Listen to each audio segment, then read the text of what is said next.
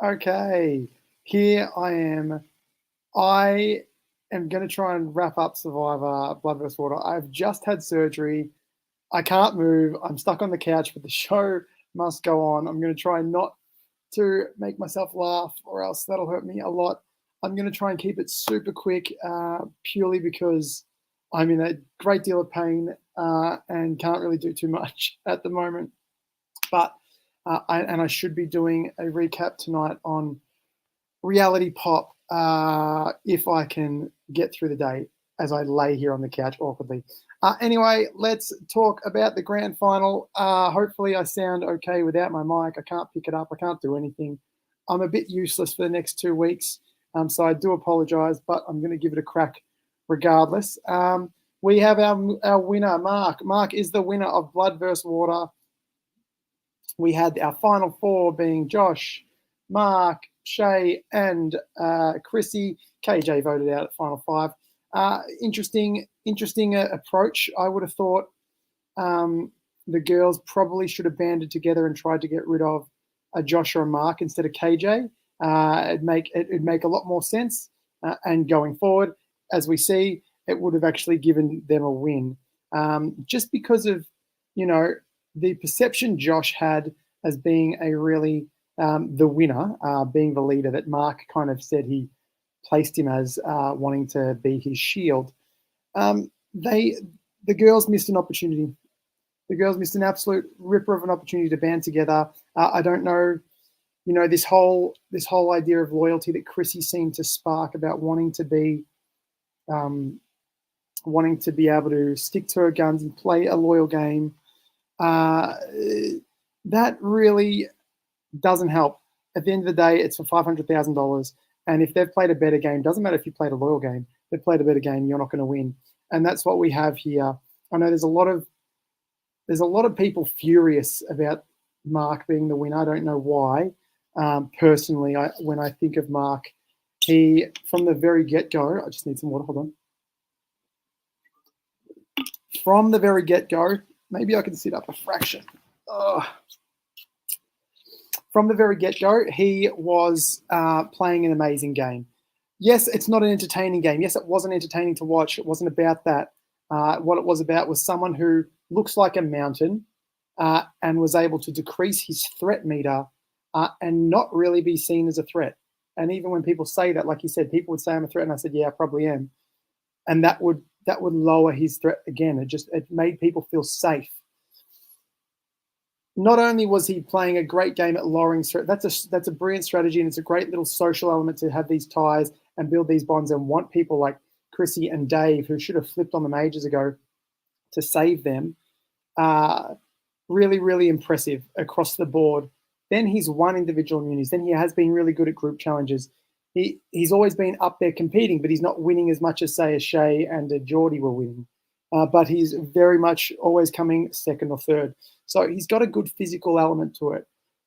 But his strategic side of lowering that threat meter, putting other people in control, holding onto the idols. And yes, I always want to see someone play an idol with an aggressive offensive play, but he didn't need to. He'd put his game in such a strong position that he could just hold on to two idols. And even then, when he didn't have an idol for protection, they still didn't get rid of him. So a really, really, really solid game there by Mark. And I think he played very well across the board. When you think about a Chrissy who came in and said, I played the best social game I could. Yeah, great. She played a social game. But then she talks about her big move, her one big move. That just reminds me of Sue's big move, except Chrissy's came. The big move of getting rid of Josh, having to vote out Josh. It's too little too late. You have one move. She should have been playing moves well and truly long before this.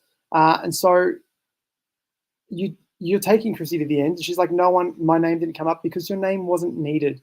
Your name was no situation a threat. And actually, we want to take you to the end. So it's not a great argument to say, well, no one is saying my name, especially when you are not actually doing anything worthwhile.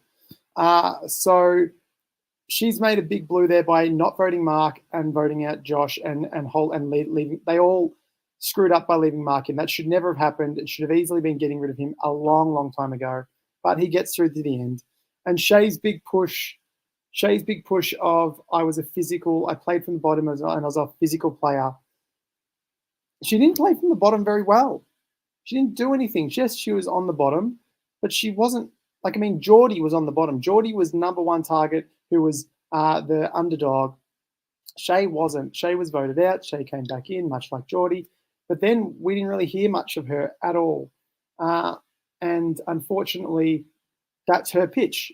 And I say this, I used to say a lot with Jack, when it comes to Survivor, you have three pillars. You have your strategic, you have your social, and you have your physical. And unfortunately, if you're only playing with one of those, generally you won't win. You want to at least be touching two.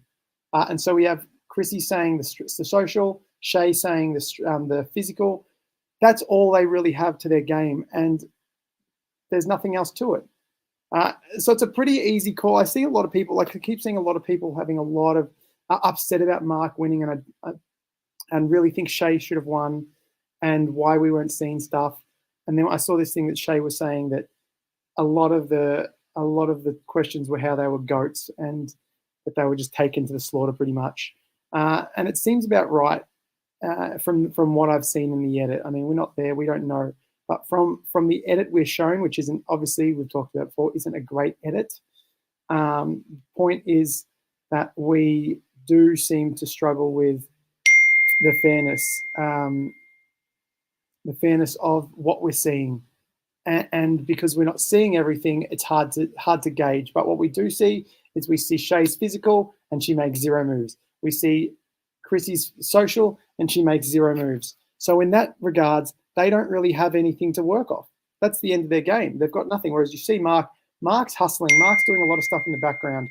And that's really important when we are looking forward to who is going to be the winner. And ultimately, it's a landslide. We have a final 3 this time around. I would have preferred a final 2. Rumor circulating is that, and they even changed it to a bit of the open format.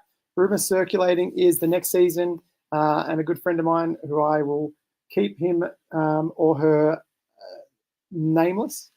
They reckon that we could be seeing Australia versus America next season. And Riley was talking about it in our last episode. He thinks the same. There's a lot of people thinking Australia versus US is the next season of Survivor. We haven't seen the auditions for the next season to come out. We see a final 3 with a potentially open jury format, much like the American season, which kind of hints towards maybe that's what we're going to see. And there's a couple of other hints out there which we may talk about later on if it does come to pass. Obviously, I would like it not to be the case because I would love to have a chance to get in, but maybe I am not physically ready as I lay here in super pain to play this game. So that's interesting. But we get with the final 3. The final 3 was introduced to not have, one person completely dominate and have like a spare, have that like potential split. So you might have a 5-4 vote. Here we have 2 other people who don't get a single vote. Every single person, all 9 votes are for Mark.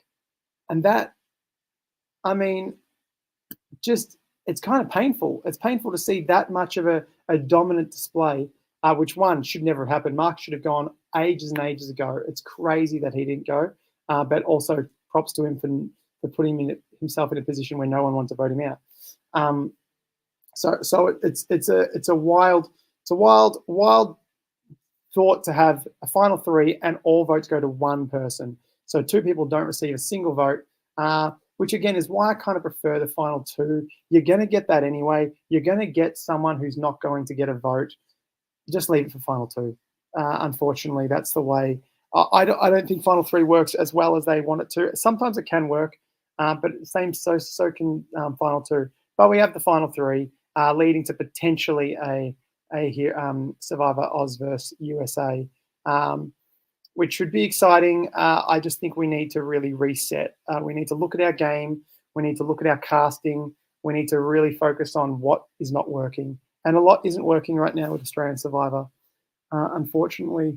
And just throwing these you know, throwing all-stars in, throwing Australia versus US in, throwing all these celebs and fan favorites in over and over again is not giving us enough of a pool. We're oversaturated. Hypothetically, we have if it does go to Australia versus US next season and we get some of our top players in, this is going into in the new rendition, our 8th season.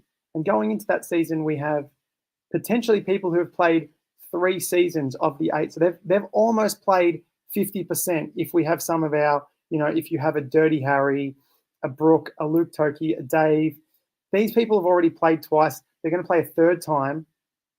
And they've almost played 50% of all the seasons we've had. We really, really need to dig deep and look at the thousands of people. Like there's 20,000 applicants that apply every season. So many. We need a deeper pool going into to find some good characters and some people we want to see back again.